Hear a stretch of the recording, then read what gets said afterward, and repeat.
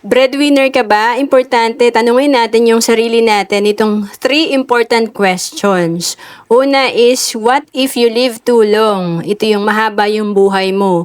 Who will take care of you? Kaya importante, meron kang investment na magbibigay sa iyo ng passive income or ito yung patuloy na income na matatanggap mo kahit na wala ka ng trabaho.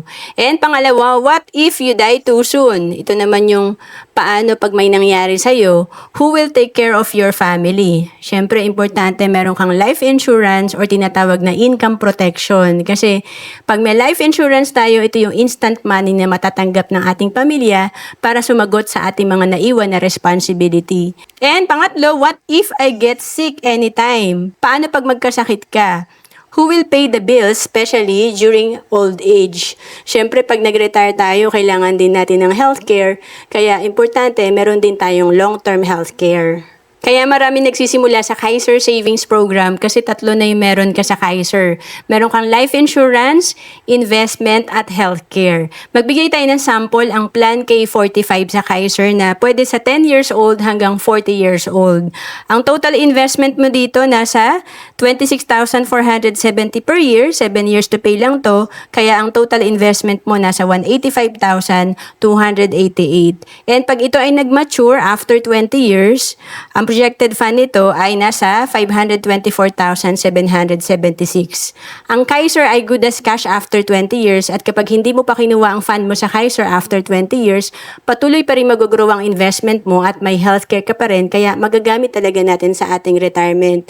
And magbigay tayo ng sample kung nag-start ka sa Kaiser at the age of 35, pag edad mo ng 60, ang projected fund mo nasa 845,157 at pag edad mo ng 65, ito ay nasa 1.3 million. And ang maganda rito, pag nag-retire tayo, itong 1.3 million natin, kung makita ng 10% per year, meron tayong passive income na 136,000.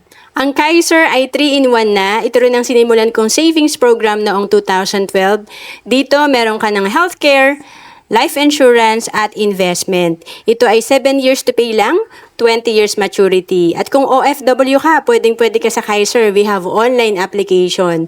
To know more about Kaiser, message mo lang ako sa Facebook, Roan Celis Capistrano, or email me at roan.capistrano@gmail.com. Bawat Pilipino dapat maging handa sa mga oras na hindi natin inaasahan. Gaya ng biglaang pagkakasakit, dapat may pondo tayo na magagamit. Sa oras ng pangangailangan, dapat may magmamalasakit. At sa pagtanda, walang pangamba, dapat may mag-aalaga.